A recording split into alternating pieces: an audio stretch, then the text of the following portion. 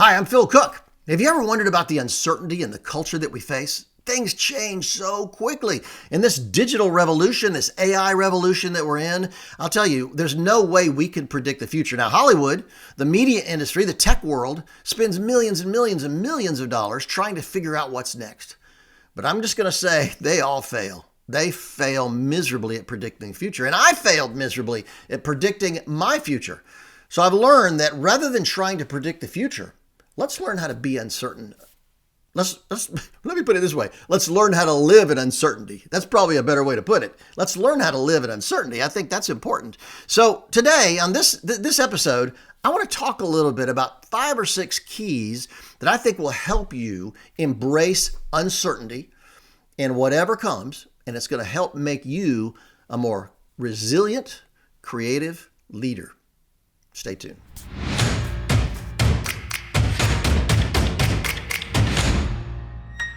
What I want to talk about is embracing uncertainty. You know, it's interesting that the first 7 years of my career, I worked for an organization. It was a very large media ministry here in the U.S. And in that situation, many of you understand that. Many of you are full-time employees at a ministry or a church or a school or a business. And in that world, you have things that are pretty much dictated for you. In other words, there's a vision for the company, there's a vision for the ministry, and it's your job to carry that vision forward. Well, after those 7 years, I ended up being a freelancer. And that's when we launched Cooke Media Group. It was in 1991. That's how long ago it was. And I learned pretty quick that I have to come up with my own jobs. I have to come up with my own clients, my own business. It's one thing to be a great producer.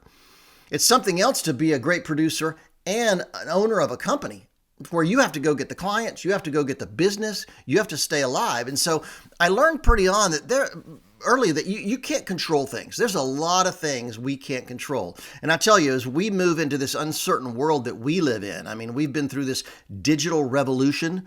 The AI revolution is here. We don't really understand what will be next. We don't know. And kind of the world is all about predictions. And it's funny. I'm a member of the Producers Guild of America in Hollywood.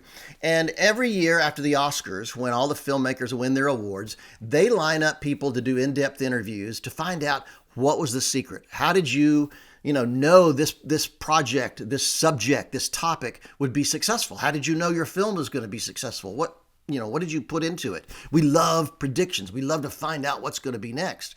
But the truth is, I find that so many of these interviews, after they're done, that filmmaker who was the genius of the moment struggles to find their next project, or they fail at their next project or projects. We just don't know. I mean, Hollywood still loses hundreds and hundreds of millions of dollars every year, and yet they spend a fortune trying to figure out what's next. So what I've learned and what I'd encourage you to think about is we can't know the future. God knows the future. We don't. I'm going to leave that up to Him. I'm not prophetic in that sense of knowing the future. I'm just going to leave that up to Him. And to do that, we have to learn to embrace uncertainty. Uncertainty is all about knowing what we can't control. And I think once we learn to give certain things to God, we start to take control of more and more territory, and we start to do a better job. I wrote it down here. Warren Ellis was a comic book and sci-fi writer years ago, and he wrote a great quote. I try not to get involved in the business of prediction. It's a quick way to look like an idiot. Man, that's so true. That's so true. Stop worrying about what's next. Stop trying to predict what's next and start be ready. It's interesting that what you can do in an uncertain world is position yourself for success. Position yourself for whatever happens. It was Michelangelo, the great artist, possibly the greatest artist of all time, who at the peak of his powers said, I'm still learning. I'm still learning. He was the greatest artist of his era, possibly of all time. And yet, at the peak of those powers, he said, I'm still learning. I'm still growing. I'm still trying to understand what's out there. So, always be thinking about how we can grow, how we can learn, and never arrive. That's a big thing. I think one of the biggest things I see in producers who fail, in media producers who fail out there, is when they think they pretty much got it figured out. When they think they've arrived and they don't have to search anymore, they don't have to learn anymore, they don't have to listen anymore. Guess what? that's when their career starts to disappear. They start falling by the wayside because we're never going to learn everything we need to know. We should always be in a state of learning. So I wanted to give you 5 or 6 ways to position yourself for uncertainty. I think it's so important that we get ourselves ready for whatever happens, good, bad, ugly, pretty, whatever. We just position ourselves so we can handle that. So number 1, get comfortable with the fact that there's uncertainty out there. Get comfortable with the fact that we can't control everything. Get comfortable with the fact that, I just don't know what's happening next. And we start that by learning what areas of our life we can't control. Give you a good example. I pitch to clients all the time. I'm out there, we're trying to help change Christian media in so many different ways. And so our company, Cooke Media Group, is always working with churches and ministry organizations and nonprofits, trying to help them understand what they need to do to go to the next level in media. But the truth is, I can't get them to agree.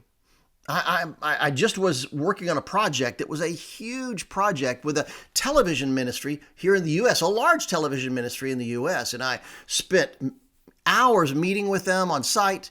I put together proposals. I put together recommendations. I put together an agreement, a contract to help us get moving forward. And guess what? Ultimately, they said no. They said no. As much effort and work as I put into it, I couldn't control the outcome. And I learned years ago that that's okay. That's okay. It's frustrating, no question about it. It's frustrating, but we can't control who says yes, and we can't control who says no. So I get my team comfortable with that. So I talk to my team about it. What happens if a client turns us down, even after we invested a huge amount of work into helping them? What do we do then? What's the alternative future we should be thinking about? So I would encourage you, with yourself, with your team, start thinking about what happens if things don't go well. What happens if things do go well? We should always have those kind of alternatives around us so we know, control what you can and let go of the rest. I wrote a book called Ideas on a Deadline, How to Be Creative When the Clock is Ticking, just to help people be more creative under that kind of pressure. And we live under pressure all the time. I don't know if you're working in a ministry where you're trying to raise money and get the funding you need to do what God's called you to do, or if you're in a business where you have to sell your services and your skill and your expertise to do what God's called you to do. Whatever situation you're in, learn the things you can control and learn how to deal with the things you can't. I cannot control my client saying yes or no. I can't control a church or ministry making a decision to use media more effectively. Many of you, and I know this from getting emails, many of you are frustrated that your pastor doesn't have a vision for media. You know what? That's pause here because that's such a popular question I get from people all over the world. I feel God's called me to help take our church media to a new level, but my pastor doesn't have the vision for that. I would encourage you, get comfortable with his reaction. Get comfortable because that pastor may never move forward, and maybe it's time for you to move somewhere else where God can really use you. So the bottom line is get comfortable with uncertainty. That's really, really important. The second thing is focus on your team. What I do at Cooke Media Group is we internalize things. In other words, I want to make sure every single person on my team not only is comfortable with uncertainty, but is amazing at what they do. I want to be the main cheerleader for our company and our team. It's funny. I work with churches and ministries for a living, and I'm amazed at the number of ministry leaders and pastors who don't know their team's name. People on their church staff. People in their ministry staff don't even know their names and certainly don't know their family, don't know their wife's name, their husband's name, their kids' names. Let me tell you, get to know your team.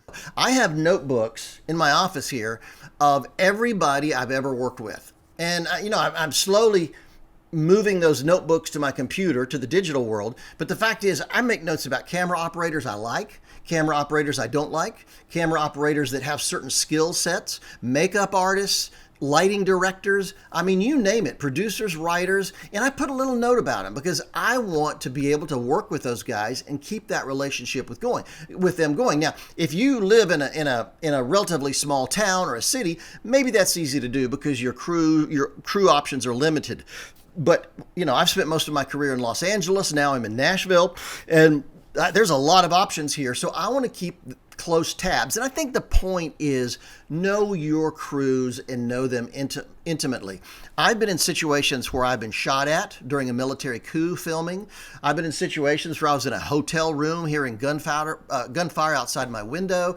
I've been in really dangerous situations in different parts of the world. And trust me, I want a team around me that I completely am comfortable with and I know have my back and I have their back.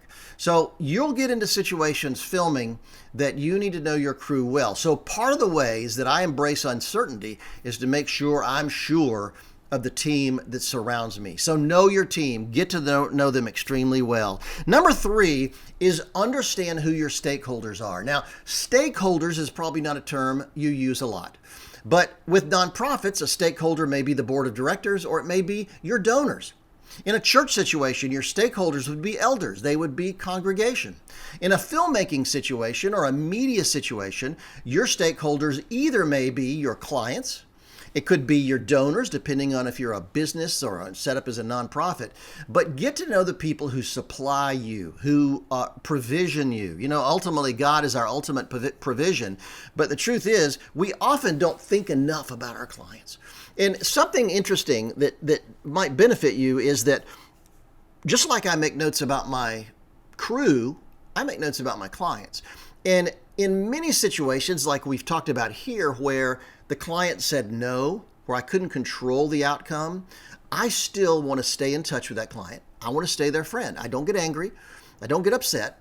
And I don't bug them, but I stay in touch. For instance, one of the things I regularly do with a wide range of pastors and ministry leaders is if I see something in the news related to media or evangelism that could impact what they're doing, I'll send them a link. I'll say, here, I read this today. I thought you might be interested in it. And I just want to I just want to help support them with the information they need. And it's coming from me so that when they do get ready to step up and do a media project, they'll call me. They'll remember me. And that's happened so many times. I've had so many clients, so many churches and ministry organizations that turned me down years ago. But then years later, they came back when the moment was right for them. And largely, it's because I'd stayed in touch. Again, not being pushy, not being overwhelming, not calling them every other day.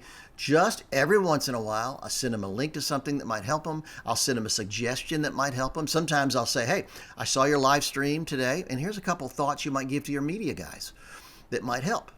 Little things like that will help them remember you in a positive way. So when they're actually ready to do something in media, guess what? They give you the call. So stakeholders are so important. The people that supply you with funding, the people that supply you with business, potential clients, all stakeholders matter. Number 4, who do you listen to? Who do you listen to? I would encourage you to spend more time thinking about your vision and your strategy. Why did you get into this business in the first place? What do you really feel God's called you to do? And be specific. Don't give me a general thing. I get people coming to me about, what do you feel God's called you to do? Well, He's called me to reach the world with the gospel. Well, there's a million people doing that. Why you? Why did God call a person with your skill set, your experience, your gifts, your talents? Why you? I'm dealing with the intersection of faith, media, and culture. That narrows it down quite a bit. Anytime something happens between engaging culture with media from a Christian perspective, that's the world I live in.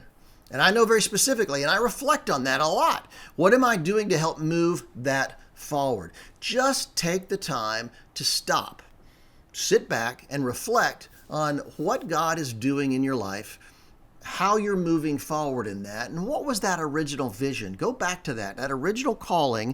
And I think if you can do that, it's important. And I think a part of that process is getting outside advice and counsel. Advice and counsel is really, really important.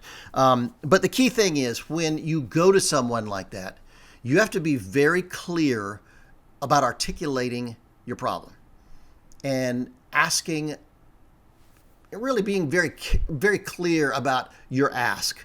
So often people will come to me and they'll say, Phil, I need your advice. And I'll say, great, what's up?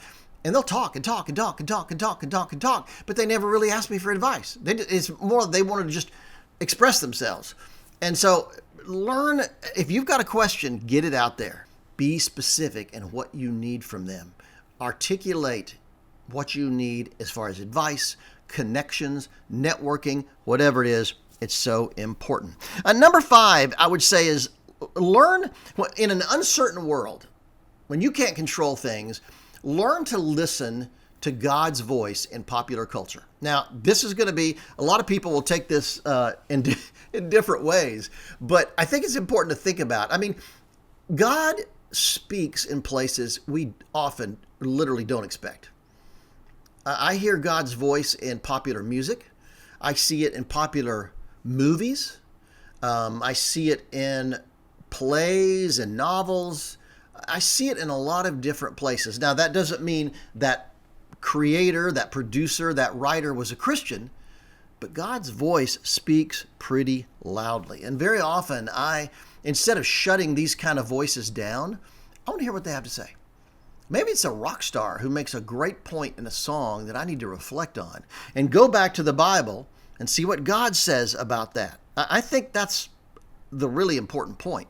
Go back to the Bible to find out what God says about that. So the point being, one of the reasons I think Christian media has gotten such a bad reputation and is frankly fairly boring and cheesy and corny is that we're not listening to popular voices in the culture. Because let me tell you, Hollywood filmmakers, popular songwriters, popular musicians, rock stars, they know how to do it really well. We may not agree with their message much of the time, but let me tell you, they know how to do it very, very well. And there's so much we could learn from them. So instead of shutting those popular media voices down in the culture, maybe we should listen.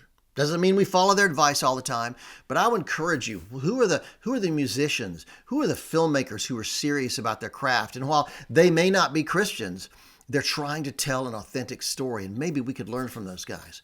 And I would say this is a big part of that is don't be afraid to engage with the culture even when it's uncomfortable. I'll give you a great example. Many of you won't remember the movie Noah that came out about, 10, 15 years ago.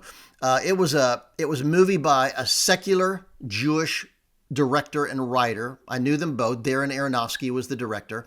Brilliant guys. And they were honestly seeking to tell the Noah story. But they went way off the beaten track as far as the Bible's concerned. I mean, they had, for those of you that saw it, they had rock people, a whole civilization of rock people made out of rocks at the beginning. It really stretched the truth, but they were looking at old legends and ancient stories and trying to incorporate some of those into the story of Noah. And the problem is, because it wasn't the straight biblical story, Christians got really upset with these guys. And I get it. You don't like people messing with God's word. But at the same time, it was interesting. When the movie hit theaters, it was very successful, by the way. When it hit theaters, I called my friends at the American Bible Society in New York City. Now, at the time, the American Bible Society was the largest Bible publisher in America. And they were on Broadway, one of the main streets in New York City. And I asked them, has anybody called or inquired about the Noah story since this movie's come out? And they said, are you kidding me? We have people that come in off the street all day long asking about that story. They saw the movie and they want to find out more. And they're asking, where can I learn about that? And we give them a free Bible. And we tell them, here's the scripture. Here's the story. Go read it. People were searching for that movie. I called Bobby Grunwald, my friend who founded the YouVersion Bible app. And he told me during the weeks that the movie Noah was in theaters, people reading the Noah story on the YouVersion Bible app skyrocketed, which means even though that movie wasn't biblically straight, they didn't get their facts straight from the Bible, it wasn't a clearly told biblical story, it made people think and make people wonder, wow, what is that story about Noah? Maybe I should check that out. And thousands and thousands and thousands of people, maybe millions, went to the Bible to find out the real story. Now, had Christians partnered with them and helped promote something like that, even if we said, look, this is not the straight biblical story, but this is something that will make you think. And let me tell you how to find the biblical story. I mean, I would have loved to see more people take non-believing friends to the theater, see that movie, and then go out to a coffee shop later and say, let me tell you what the Bible says about that, and tell them the real biblical story of Noah. So that's an example of embracing the culture even when it's uncomfortable. And if we're going to be resilient, if we're going to embrace uncertainty, if we're going to be able to share the gospel in a world that's constantly changing, we need to be open to that.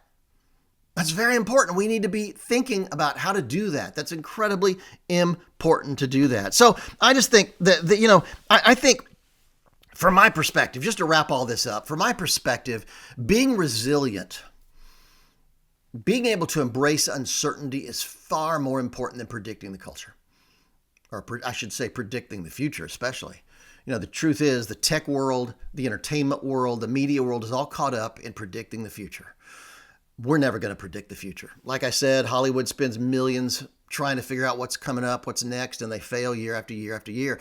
So stop worrying about the future. Start embracing uncertainty. Start making it a part of your life. Start being flexible, being open to whatever comes, and you will engage far more successfully in navigating how that culture is constantly changing. So embracing uncertainty is probably as a skill set for a creative person, for a media producer, for a ministry leader. Embracing uncertainty is probably the greatest strength we can possibly have, because then it prepares us to be open for whatever comes down the pike. Whatever comes down the road, we're ready for it. And being ready for uncertainty is far more important than knowing the future, because there's no way that'll happen. We'll fail far more than we succeed if we're trying to predict the future. But being ready for uncertainty can change your future completely. In this episode, I mentioned my book, Ideas on a Deadline, How to Be Creative When the Clock is Ticking. Now, I know many of you have ordered it. Many of you have read it. I've heard back how much it's changed your life, and I'm grateful for that. But if you haven't, I'll tell you, this is the book that will prepare you for uncertainty. It'll prepare you for the pressure of life. It'll help you be creative when the clock is ticking, when the pressure is on, when you have deadlines that matter. I'll just tell you, it's the book you need if you're a professional. If you really want to get to the next level in your creativity, it will change everything. In the meantime, come see me at philcooke.com, Philcooke. Subscribe to my newsletter. I send a newsletter out every week of my top 5 stories, my top 5 blog posts. You don't even have to go to my website from that point on. You go there now. So I think it's in the upper right-hand corner. My newsletter, it says my newsletter. Sign up for it because it'll just be free. Shoot to your inbox my top stories every week. Really thought-provoking. I hear such great stuff from those. So I'd encourage you to go sign up for that. And I'll see you next time.